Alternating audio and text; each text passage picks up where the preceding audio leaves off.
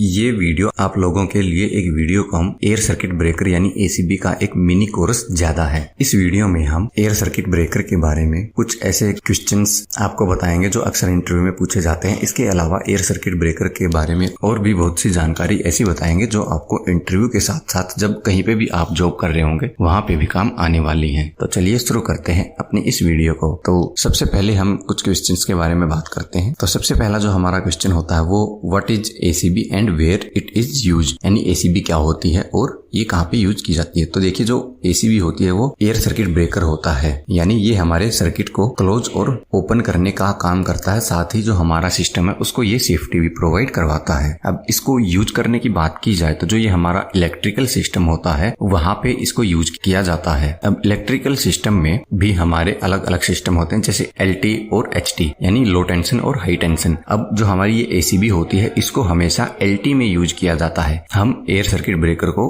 HT में use नहीं कर सकते। आगे बढ़ने से पहले दोस्तों अगर आपने हमारे चैनल को सब्सक्राइब नहीं किया है तो आप हमारे चैनल को सब्सक्राइब कर सकते हैं ताकि इलेक्ट्रिकल की ऐसी ही जानकारी भरी वीडियो हम आपके लिए लाते रहें। अगला सवाल है why it is called ACB, यानी इसको एसीबी ही क्यों कहा जाता है। तो देखिए कोई भी सर्किट ब्रेकर होता है उसमें हमारे दो कॉन्टैक्ट होते हैं, एक फिक्स कॉन्टैक्ट और एक मूविंग कॉन्टैक्ट। जब हम सर्किट ब्रेकर को ओपन या क्लोज करते हैं तो हमारे ये कॉन्टैक्ट आपस में जुड़ते और दूर होते हैं। तो जब हम अपने सर्किट ब्रेकर को क्लोज करते हैं तो ये जो हमारे मूविंग कॉन्टैक्ट होते हैं वो फिक्स कॉन्टैक्ट के साथ एकदम से जाके टच हो जाते हैं। जहाँ पे हमारे ये कॉन्टैक्ट आपस में मिलते हैं वहां बहुत सारा जो स्पार्क है वो जनरेट होता है। तो जो हमारे ये कॉन्टैक्ट आपस में टच होते हैं ये अलग अलग सर्किट ब्रेकर के हिसाब से अलग अलग मीडियम में होते हैं। जैसे VCB है तो वहां पे वैक्यूम होगा, ऑयल सर्किट ब्रेकर है तो वहां पे ऑयल होगा, उस ऑयल के अंदर हमारे ये कॉन्टैक्ट होंगे। लेकिन जो हमारी एसीबी होती है वहां पे ऑयल वैक्यूम ऐसा कुछ नहीं होता। जो हमारे ये कॉन्टैक्ट होते हैं वो खुली हवा में यानी एयर में ही होते हैं। जो इनका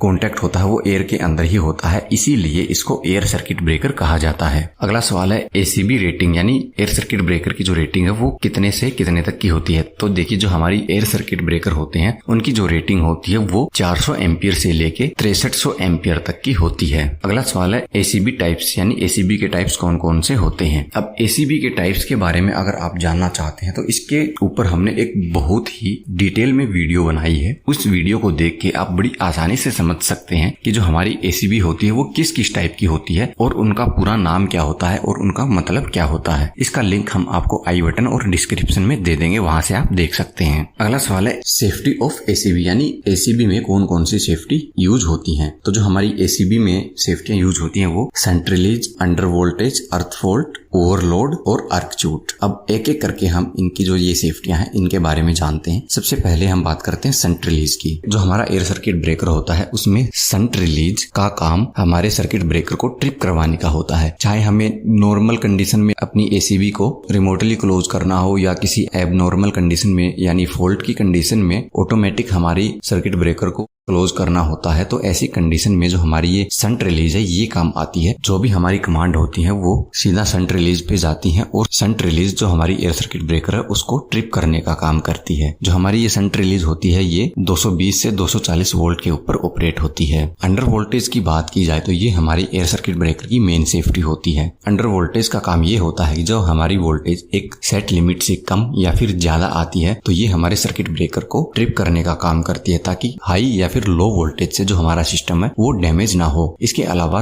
जब हमारी पावर चली जाती है तो ऐसी कंडीशन में भी ये एयर सर्किट ब्रेकर को ऑफ करने का काम करती है, क्योंकि मान लीजिए अगर पावर चली गई है तो और एकदम से पावर आती है और हमारा सर्किट ब्रेकर ऑन होता है तो एकदम से हाई करंट फ्लो करने के कारण हमारा सिस्टम खराब भी हो सकता है। तो ऐसी कंडीशन में जब भी हमारी लाइट जाती है यानी पावर जाती है तो ये यूवी रिले हमारी एयर सर्किट ब्रेकर को अपने आप ही ट्रिप कर देती है। आगे है अर्कचूट। अब देखिए अर्कचूट को वैसे आप नॉर्मली किसी से भी पूछेंगे जो एसीबी की सेफ्टियां होती हैं वो क्या क्या होती हैं तो अर्कचूट के बारे में आपको बताएगा ही नहीं, क्योंकि इसके बारे में पता ही बहुत कम लोगों को होता है और इसको सेफ्टी भी बहुत कम लोग समझते हैं। तो देखिए जो हमारा अर्कचूट होता है सबसे पहले आपको ये समझना होगा कि ये लगा कहाँ होता है। तो जैसे थोड़ी देर पहले हमने बताया था जो हमारे फिक्स और मूविंग कॉन्टैक्ट होते हैं वो एयर में ही होते हैं और जब वो आपस में टच करते हैं तो वहां पे बहुत ज्यादा स्पार्किंग पैदा होती है। तो जहाँ पे हमारी ये स्पार्किंग पैदा होती है वहीं पे हम इस अर्कचूट को लगाते हैं। अब इस अर्कचूट का काम ये होता है कि जब हमारा सर्किट ब्रेकर क्लोज होता है तो स्पार्किंग जो पैदा होती है उस स्पार्किंग को ये एक जगह नहीं रहने देता, ये उस स्पार्किंग को अलग अलग भाग में बांट के उस आर्क को खत्म करने का काम करता है, जिससे हमारे सर्किट ब्रेकर में आग लगने से बच जाती है। अगर आर्क चूट नहीं होगा तो सारी स्पार्किंग एक जगह ही उठेगी और इतनी ज्यादा हीटिंग होगी कि हमारे सर्किट ब्रेकर या हमारे सिस्टम में आग भी लग सकती है। तो ये हमारे सर्किट ब्रेकर में पैदा होने वाली आर्क और जो स्पार्किंग होती है उसको फैला के खत्म करने का काम करता है। अगली सेफ्टी है ओवरलोड। अब ओवरलोड के बारे में आप जानते होंगे, जब हमारे सिस्टम के ऊपर उसकी रेटिंग से ज्यादा का लोड डाल दिया जाए तो ऐसी कंडीशन में ओवरलोड हो जाता है और ओवरलोड होते ही हमारा जो सिस्टम होता है उसमें ओवर करंट फ्लो करने लग जाता है। तो